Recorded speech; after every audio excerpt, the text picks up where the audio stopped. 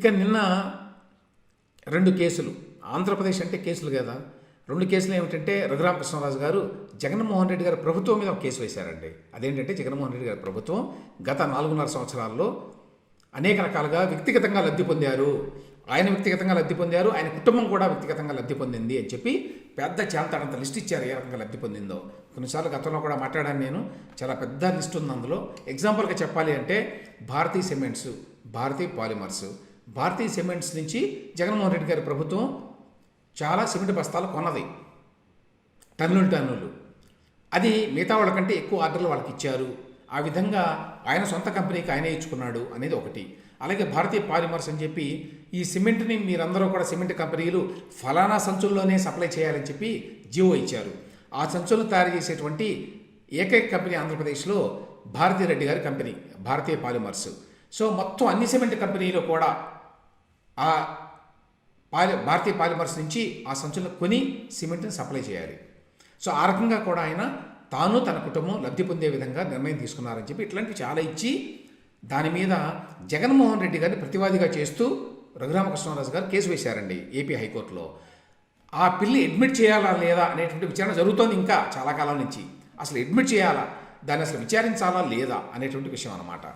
ఇప్పుడు దానికి కౌంటర్ వాళ్ళు వేశారు. ఆ కౌంటర్లు ఏమంటారు, ఎప్పట్లాగానే రఘురామకృష్ణరాజుకి పొలిటికల్ మోటివ్ ఉన్నది, ఆయన మీద మేము డిస్క్వాలిఫై చేయమని లోక్సభలో పిటిషన్ ఇచ్చాము, అందుకని ఆయన వేస్తున్నాడు, ఆయన మంచివాడు కాదు చెడ్డవాడు, ఆయన మీద కూడా కేసులు ఉన్నాయి, ఆయన కొన్ని బ్యాంకులో డబ్బులు ఎగ్గొట్టారనే కేసు నడుస్తోంది, ఇట్లాంటివేవో చెప్పారు వాళ్ళు.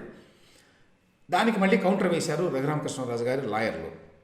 వేస్తే నిన్న అది విచారణకు వస్తే ఆ విచారణలో ప్రభుత్వం తరఫున లాయర్లు ఏమన్నారంటే, రఘురామకృష్ణరాజు గారి తరఫు లాయర్లు వేసినటువంటి కౌంటర్ మాకు నిన్న రాత్రే వచ్చింది, మేము బాగా చదువుకోవాలి, దాన్ని చదువుకొని మేము కౌంటర్ ఇస్తాము, అందుకని వాయిదా వేయండి అంటే 15వ తేదీకి వాయిదా వేశారండి.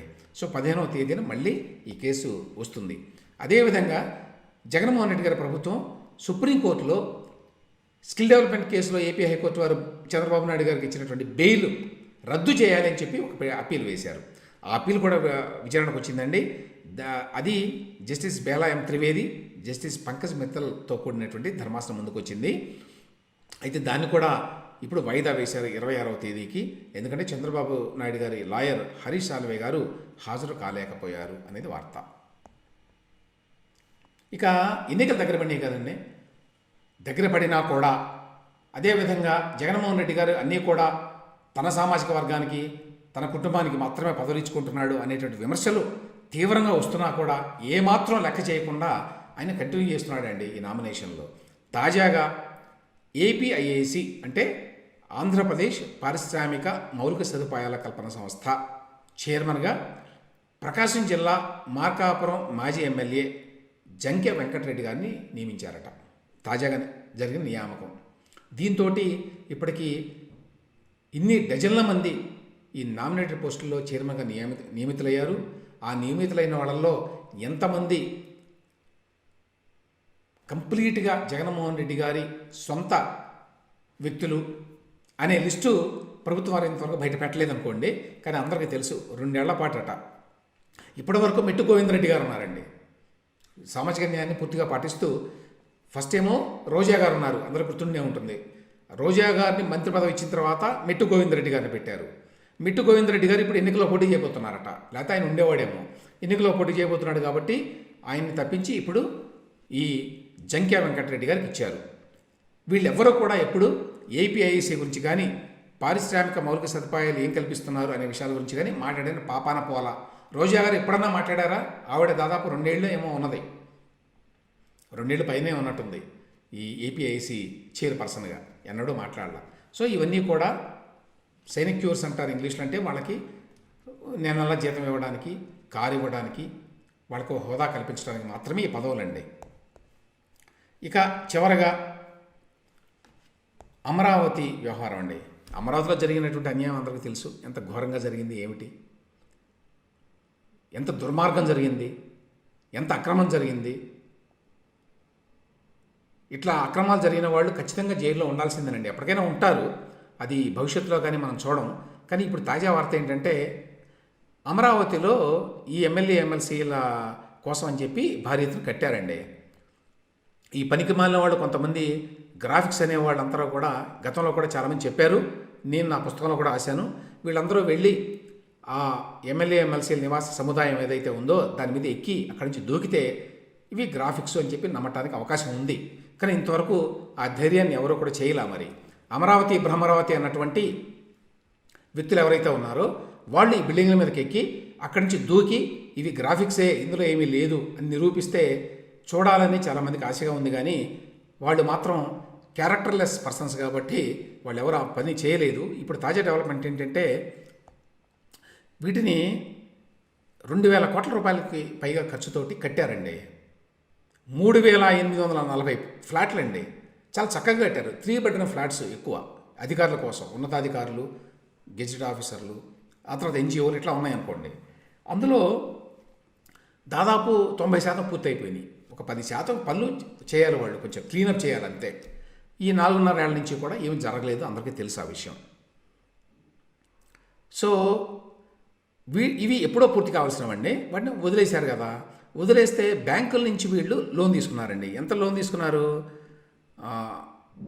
ఈ గవర్నమెంట్ నుంచి 1,950 కోట్లు ఇచ్చారట. యూబీఐ లీడ్ బ్యాంకుగా ఉండే ఒక కన్సార్షియం దాంతో కట్టారండి. ఆ తర్వాత గవర్నమెంట్ ఒక 500 కోట్లు రిలీజ్ చేయాలి దీనికి వాళ్ళ వాటాగా. అది జరగలేదు. అది అప్పటికి ఇప్పటికే జరగలేదు. దాన్ని వదిలేశారు కంప్లీట్గా. వదిలేస్తే ఇప్పుడు ఏమైందంటే అది పూర్తి అయిపోయి వెనక్కి డబ్బులు కట్టాలి బ్యాంకులకి. అసలు అది కంప్లీషన్ సర్టిఫికెట్ ఉండాలి కదా.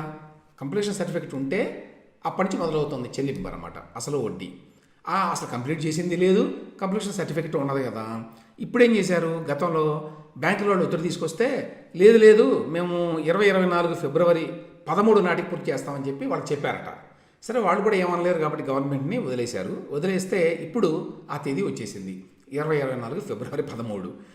ఇప్పుడు ఏమిటి పరిస్థితి అంటే బ్యాంకుల వాళ్ళు మళ్ళీ వస్తున్నారట. అందుకని హడావుడిగా దాన్ని ఏమి చేయకుండా యాక్చువల్ బిల్డింగ్స్ని రెడీ చేసి ఉద్యోగులకు ఇవ్వకుండా అవి కంప్లీట్ అయినట్టు అందులో ఉద్యోగులు ఉంటున్నట్టుగా సర్టిఫికేట్ తయారు చేయమని చెప్పారటండి సిఆర్డీఏకి. సో ఆ పనిలో ఉన్నారట ప్రస్తుతం. ఆ పనిలో ఉండి మేము ఉంటున్నామని చెప్పి వాళ్ళకి ఇస్తారు. ఇచ్చిన తర్వాత నెమ్మదిగా స్టార్ట్ అవుతుందన్నమాట. ఒకవేళ ఆ సర్టిఫికేట్లు ఇవ్వకపోతే ఇది నాన్ పెర్ఫార్మింగ్ ఎసెట్, ఎన్పిఏ అంటారు కదా, ఎన్పిఏగా బ్యాంకులు ప్రకటిస్తాయి. ప్రకటిస్తే మొత్తం డబ్బులంతా ఒకేసారి ఇచ్చేయాలి, వెనక్కి కట్టాలి, లేకపోతే డిఫాల్ట్ అయినట్టు. లేదు కంప్లీట్ అయిపోయింది ఉద్యోగులు ఉంటున్నారు ఇందులో అని చెప్పి సర్టిఫికేట్ ఇస్తే అప్పుడు అసలు వడ్డీ ఇన్స్టాల్మెంట్స్లో కట్టాలి. ఇప్పుడు కళ్ళు తెరిచి ఆ సర్టిఫికేట్లు ఇస్తున్నారట, దాన్ని పూర్తి చేయకుండానే కట్టకుండానే. ఇది ఎంత దుర్మార్గం, ఎంత దారుణం, ఎంత అక్రమం. అన్యాయం అనేది ఒక పాయింట్ అయితే ఇది అక్రమం అండి. ప్రభుత్వ ధనాన్ని వృధా చేయటం ఉద్దేశపూర్వకంగా జైలుకి వెళ్ళవలసింది దీనికి కదా. ఇది కదా స్కామ్ అంటే. తమ బాధ్యత దాన్ని పూర్తి చేసి ఉద్యోగులందరికీ అందులో ఇవ్వాలి. ఇస్తే మీరు హెచ్ఆర్ఏ ఇచ్చేటువంటి పని ఉండదు. గవర్నమెంట్కి బోల్డెన్ డబ్బులు ఆదా అవుతాయి. అవి ఏమీ చేయాల. ఈ రకంగా చేస్తున్నారు. కానీ వీటన్నిటికీ కూడా వీళ్ళు జవాబు చెప్పాల్సిన పరిస్థితి త్వరలో వస్తుందండి. ఈ ఎన్నికల తర్వాత కనుక జగన్మోహన్ రెడ్డి గారు మళ్ళీ ప్రభుత్వంలోకి రాలేదనుకోండి, ఇప్పుడున్న పరిస్థితుల్లో మరి ప్రతిపక్షాలు బలంగా ఉన్నాయి కాబట్టి, అవన్నీ కూటమిగా ఉన్నాయి కాబట్టి వాళ్ళే గెలిచే అవకాశం ఉంది మోస్ట్ ప్రాబబ్లీ.